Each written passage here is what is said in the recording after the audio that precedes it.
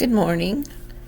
This is March 1st, 2022. My name is Sin Bagley, and I'm here to do the daily I Ching practice. Today I'm using Paul O'Brien's Visionary I Ching. It's an app that you can find on Google Play. I like this because it's an American translation and it's easier to understand for Westerners. And for a quick I Ching reading, it is very good. So anyway, I put Zen in my subject. Then I take 3 deep breaths. I take these breaths so that I can relax, and not just relax, but I go into a mini trance. It's more appropriate to leave my worries and go into that calm place before I start reading. So I will take 3 deep breaths.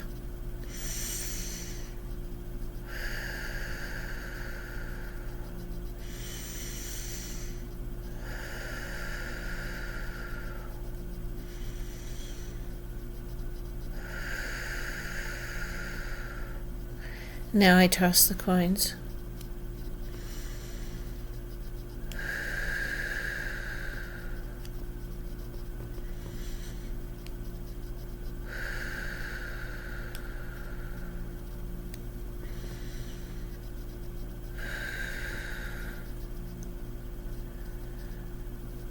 My first trigram is stand still, which is number 12. That's interesting because yesterday that was the main trigram, meaning to don't push, just do things naturally and carefully and enjoy where you're at. Also, it's a time for meditation and being inside yourself. So since it's changing line, I'll read the changing lines.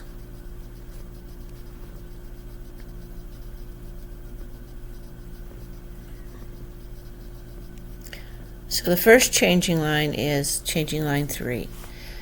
Self-serving people who have usurped power eventually realize that they are not equal to the task they took upon themselves. When this occurs, a sense of shame overcomes them, and though they may not admit it, they realize that they have committed a serious miscalculation.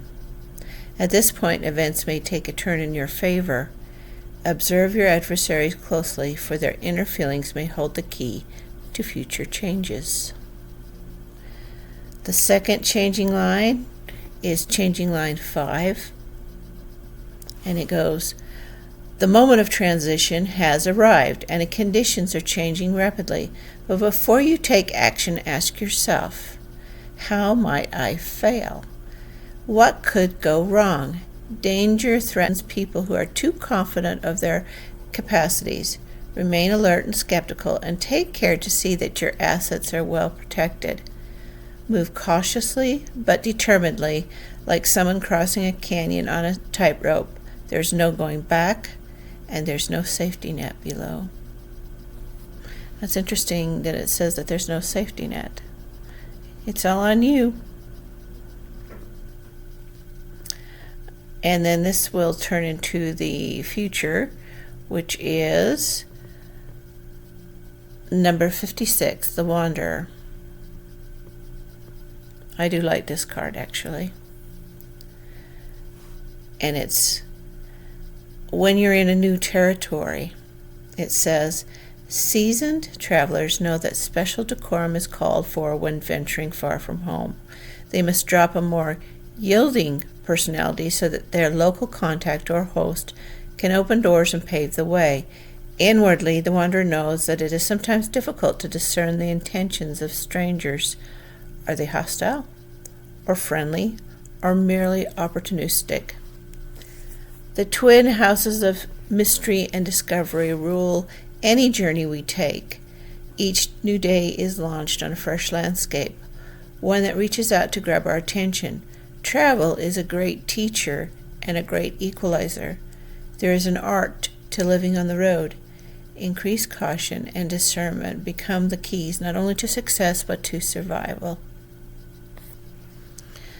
If you are entering a new environment, be sincere, flexible, and undemanding rather than stubborn. Get rid of attitudes and habits that could encumber you or make you too conspicuous. The onset of a great journey is not a favorable time to enter into binding agreements or to start new enterprises. And though being the wanderer offers you a certain freedom from being judged by your history, you also have no history to fortify you. Pay close attention to local customs and honor them.